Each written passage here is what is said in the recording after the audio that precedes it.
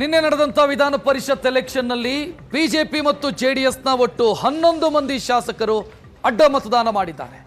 ಇದು ಈಗ ರಾಜಕೀಯ ಸಂಚಲನಕ್ಕೆ ಕಾರಣ ಆಗಿದೆ. ಬಿಜೆಪಿ ಮತ್ತು ಜೆಡಿಎಸ್ ಯಾರು ಅಡ್ಡ ಮತದಾನ ಮಾಡಿದ್ದಾರೆ ಅನ್ನೋದನ್ನ ಹುಡುಕೋ ಪ್ರಯತ್ನದಲ್ಲಿದೆ. ಬಿಜೆಪಿಗೆ ಹೈಕಮಾಂಡ್ನಿಂದಲೂ ಸೂಚನೆ ಬಂದಿದೆ. ಅದರ ಬೆನ್ನಿಗೆ ರಾಜ್ಯಾಧ್ಯಕ್ಷ ವಿಜಯೇಂದ್ರ ರಿಪೋರ್ಟ್ ರೆಡಿ ಮಾಡಿದ್ದಾರೆ ಮತ್ತು ಹೈಕಮಾಂಡ್ ಗಮನಕ್ಕೆ ತರುವಂತ ಪ್ರಯತ್ನದಲ್ಲಿದ್ದಾರೆ. ಜೆಡಿಎಸ್ ಇವತ್ತು ಆತ್ಮಾವಲೋಕನ ಸಭೆಯನ್ನ ಮಧ್ಯಾಹ್ನ 3 ಗಂಟೆಗೆ ಮಾಡುತ್ತೆ. ಮಧ್ಯಾಹ್ನ 3 ಗಂಟೆಗೆ ಆತ್ಮಾವಲೋಕನ ಸಭೆಯನ್ನ ಕುಮಾರಸ್ವಾಮಿ ಅವರು ಕರೆದಿದ್ದಾರೆ ಜೆಪಿ ನಗರದ ನಿವಾಸದಲ್ಲಿ.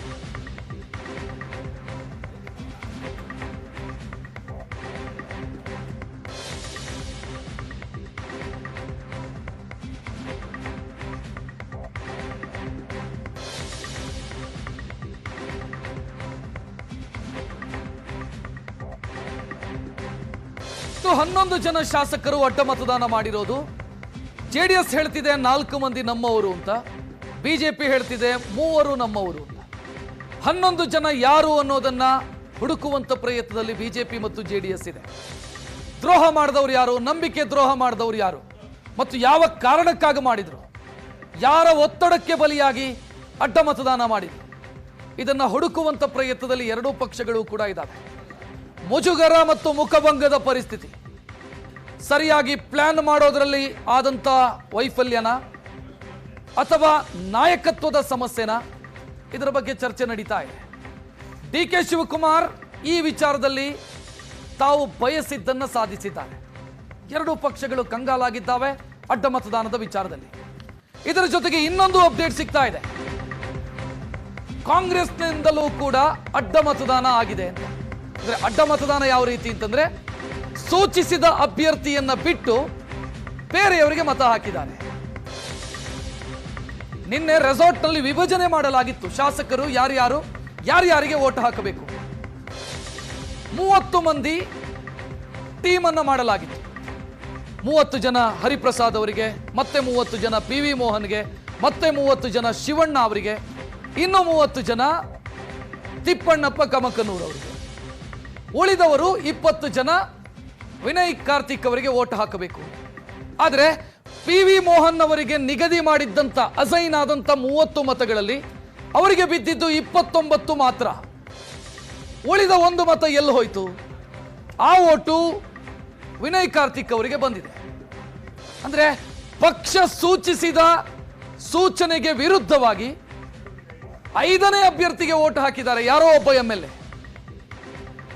PV ಮೋಹನ್ ಅವರನ್ನ ಬಿಟ್ಟು ವಿನಯ್ ಕಾರ್ತಿಕ್ ಅವರಿಗೆ ವೋಟ್ ಹಾಕಿದ್ದಾರೆ ಒಬ್ಬ MLA. PV ಮೋಹನ್ ಮೇಲಿನ ಸಿಟ್ಟ ಅಥವಾ ವಿನಯ್ ಕಾರ್ತಿಕ್ ಅವರ ಮೇಲಿನ ಪ್ರೀತಿನ ಗೊತ್ತಿಲ್ಲ. 1 ವೋಟು ಸೂಚನೆಯ ವಿರುದ್ಧವಾಗಿ ಬಂದಿದೆ. ಈ ವಿಚಾರವನ್ನು PV ಮೋಹನ್ ಗಮನಕ್ಕೆ ತಂದಿದ್ದಾರೆ, ನಾಯಕರ ಗಮನಕ್ಕೆ ತಂದಿದ್ದಾರೆ. PV ಮೋಹನ್ ಅವರಿಗೆ 29 ವೋಟ್ ಬಂದಿದೆ, 30 ಬರಬೇಕಿತ್ತು.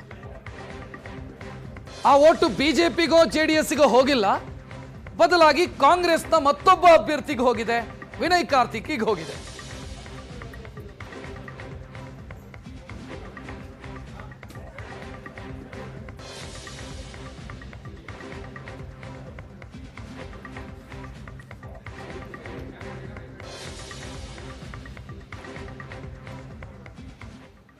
ಜೆಡಿಎಸ್ ಮುಖಭಂಗವನ್ನು ಅನುಭವಿಸಿದೆ ಹೀನಾಯವಾಗಿ ಸೋಲೋ ಮುಖಾಂತರ. ಕುಮಾರಸ್ವಾಮಿ ಸಿಟ್ಟಿಗೆದ್ದಿದ್ದಾರೆ. ಶಾಸಕರ ನಿಯತ್ತು ನಮ್ಮ ಪರವಾಗಿಲ್ಲ ಅಂತ ಜಿಟಿ ದೇವೇಗೌಡರ ವಿರುದ್ಧ ಮಾತನಾಡಿದರು.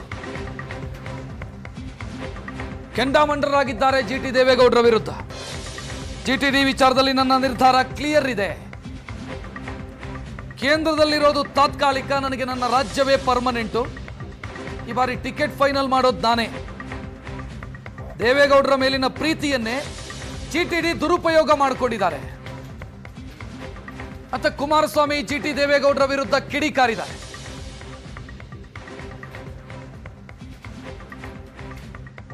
ನನಗೆ ನಿನ್ನೆ ಚುನಾವಣೆಯಲ್ಲಿ ಯಾರು ಕ್ರಾಸ್ ಔಟ್ ಮಾಡಿದ್ದಾರೆ ನನ್ನ ಹತ್ರ ಸಂಪೂರ್ಣ ಮಾಹಿತಿ ಇದೆ, ಸಂಪೂರ್ಣವಾದ ಮಾಹಿತಿ ಇಟ್ಕೊಂಡಿದ್ದೇನೆ. ಅದರಿಂದ ನಾನೇನು ವಿಚಲಿತನಾಗಿಲ್ಲ. ಯಾರ್ಯಾರು ಕ್ರಾಸ್ ಔಟ್ ಮಾಡಿದ್ದಾರೆ ಅಂತಕ್ಕಂಥದ್ದು ಮೊದಲೇ ನಾನು ನಿರೀಕ್ಷೆನೂ ಇಟ್ಕೊಂಡಿದ್ದೆ, ಅದು ಯಾರಿಂದ ಹೋಗುತ್ತೆ ಅಂತ. ಅದರಿಂದ ಇದೇನು ಈ ಚುನಾವಣೆಯ ಫಲಿತಾಂಶ ಕ್ರಾಸ್ ಔಟಿಂಗು ನನಗೇನು ಯಾವುದೇ ರೀತಿ ಆಘಾತ ಅಚ್ಚರಿ ಯಾವುದೂ ಉಂಟು ಮಾಡಿಲ್ಲ. ಮೊದಲೇ ನನಗೆ ಇದರ ಅರಿವು ಇಟ್ಕೊಂಡಿದ್ದೆ. ಅದರಿಂದ ನಾನು ಹೆಚ್ಚಿಗೆ ಇಲ್ಲ ಪಾಪ ಅವರಿಗೆ ಕ್ಷೇತ್ರದಲ್ಲಿ ಅಭಿವೃದ್ಧಿ ಆಗ್ತಿಲ್ಲ ಅಂತಕ್ಕಂಥದ್ದು ಒಂದು ಭಾಗ. ಈಗಾಗಲೇ ಮುಂದೆ ಏನು ಮಾಡಬೇಕು ಅನ್ನೋದು ಅವ್ರು ತೀರ್ಮಾನ ಮಾಡ್ಕೊಂಡಿದ್ದಾರೆ. ಯಾವ್ಯಾವಾಗ ಯಾರ್ಯಾರ ಹತ್ರ ಏನೇನು ಮಾತಾಡಿದ್ದಾರೆ, ಏನೇನು ವ್ಯವಹಾರಗಳು ನಡೆದಿದೆ ಅದೆಲ್ಲ ನನಗೆ ಗೊತ್ತಿರೋ ವಿಷಯ. ನಮ್ಮಲ್ಲಿ 4 ಜನ ಮಾಡಿದ್ದಾರೆ.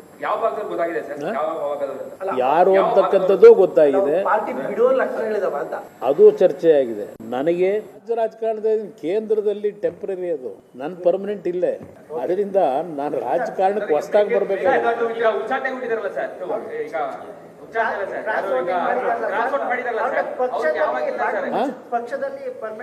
ನಾನು ಯಾವ್ಯಾವ ಟೈಮ್ಗೆ ಏನು ತೀರ್ಮಾನ ಮಾಡಬೇಕು ಇವುಗಳ ವಿಷಯದಲ್ಲಿ ತಗೋತೀನಿ.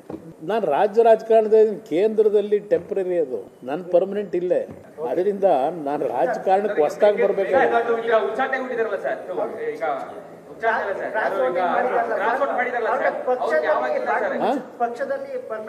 ಚುನಾವಣೆ ಸಂದರ್ಭದಲ್ಲಿ ಮನೆ ದುಡ್ಡು ತಂದು ರಾಜಕೀಯ ಮಾಡೋಕ್ಕಾಗತ್ತಾ?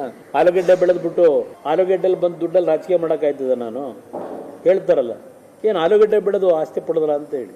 ನಾನು ಬಂದಂಥದ್ದು ನನ್ನ ಜಮೀನು ಇದೆಯಲ್ಲ, ಇದನ್ನ 100 ಎಕರೆ ಇದನ್ನ ಪೋಸ್ಟ್ ಅಂಟಿಸಿದ್ರಲ್ಲ, ಈ ಬಿಡದಿ ಹತ್ರ ಅಂಟಿಸ್ಕೊಂಡು ಜನಗಳನ್ನ ಬದಲಾವಣೆ ಮಾಡ್ತೀವಿ ಅಂತ ಹೇಳಿ. ನನ್ನ ಹೆಂಡ್ತಿದು, ನನ್ನ ಮಗಂದು, ನಂದು ಎಲ್ಲ ಫೋಟೋಗಳು ಹಾಕವ್ರಲ್ಲ. ಈ ಕೈಯಲ್ಲಿ ಹೇಳಿದ್ನಲ್ಲ ಮೊನ್ನೆ ಹೆಂಗಿದೆ ಅಂತ ಹೇಳಿ. ಅವತ್ತು ಎಷ್ಟು ಕೋಟಿ ನನಗೆ ಸುರಿಯಕ್ಕೆ ಬಂದರು. ಆ ಪ್ಲೇವಿನ್ ಲಾಟ್ರಿ, ಆನ್ಲೈನ್ ಇದನ್ನ ಪ್ಲೇವಿನ್ ಲಾಟ್ರಿಗಳನ್ನ ನಾನೇನು ನಿಷೇಧ ಮಾಡಿದೆ, ಎಲ್ಲ ಸಂಪೂರ್ಣ ಬಂದ್ ಮಾಡಿದೆ. ಬಂದ್ರಲ್ಲ ನನ್ನ ಹತ್ರ ಇದ್ದಂತ ಒಬ್ಬ ಅಧಿಕಾರಿ, ಸರ್ ವಿಂಡ್ಸರ್ ಮ್ಯಾನರಲ್ಲಿ ಸೂಟ್ ಕೇಸ್ ಇಟ್ಕೊಂಡು ಕೂತವ್ರೆ ಸರ್ ಅಂತ. ಅಡ್ಡ ಮತದಾನದ ವಿಚಾರದಲ್ಲಿ ಬಿಜೆಪಿ ರಾಜ್ಯಾಧ್ಯಕ್ಷ ವಿಜಯೇಂದ್ರ ಕೂಡ ಗರಂ ಆಗಿದ್ದಾರೆ. ನಮ್ಮ ಪಕ್ಷದ ಸೂಚನೆಯನ್ನ ಮೀರಿ ಯಾರು ಹೋಗಿದ್ದಾರೋ ಅವರ ವಿರುದ್ಧ ಕ್ರಮ ಕೈಗೊಳ್ತೀವಿ. ಮೀರ್ ಸಾದಿಕ್ಗಳು ಇವರು ಅಂತ ಟೀಕಿಸಿದ್ದಾರೆ. ಆಟ ಆಡಿದವ್ರು ಯಾರು ಅನ್ನೋ ಮಾಹಿತಿ ನಮಗಿದೆ. ನಾವು JDSಗೆ ಅಸೈನ್ ಮಾಡಿದಂಥ ಹೋಟೆಲ್ಲೂ ಕೂಡ ಅಡ್ಡ ಮತದಾನ ಆಗಿದೆ. ಪಿತೂರಿಗೆಲ್ಲ ಹೆದರೋದಿಲ್ಲ, ನಾನು ಯಡಿಯೂರಪ್ಪ ಅವರ ಮಗ, ಇಷ್ಟಕ್ಕೆ ಮುಗಿಯಲ್ಲ, ಓಡಿ ಹೋಗಲ್ಲ ಅಂತ ವಿಜಯೇಂದ್ರ ಮಾತನಾಡಿದ್ದಾರೆ.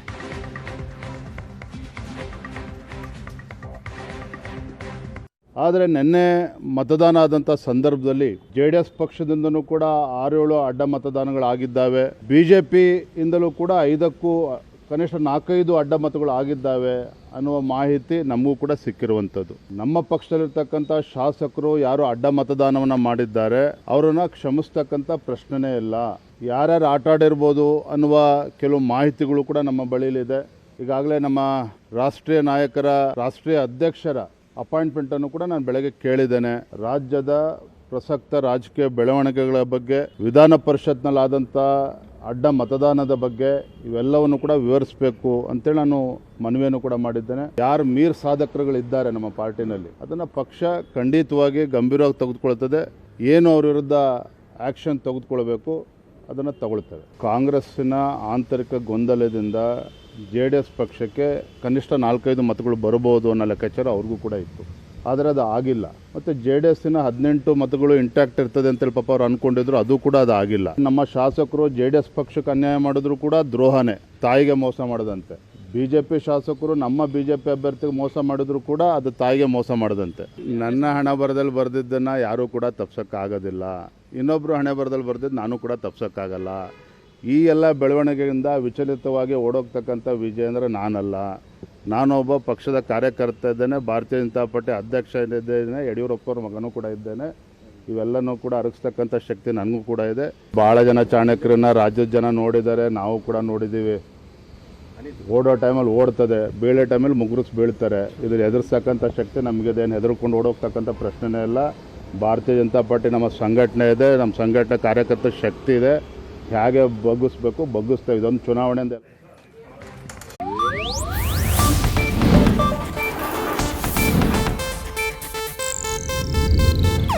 ಇದು ಏಷ್ಯಾನೆಟ್ ನ್ಯೂಸ್ ನೆಟ್ವರ್ಕ್ ಪ್ರಸ್ತುತಿ.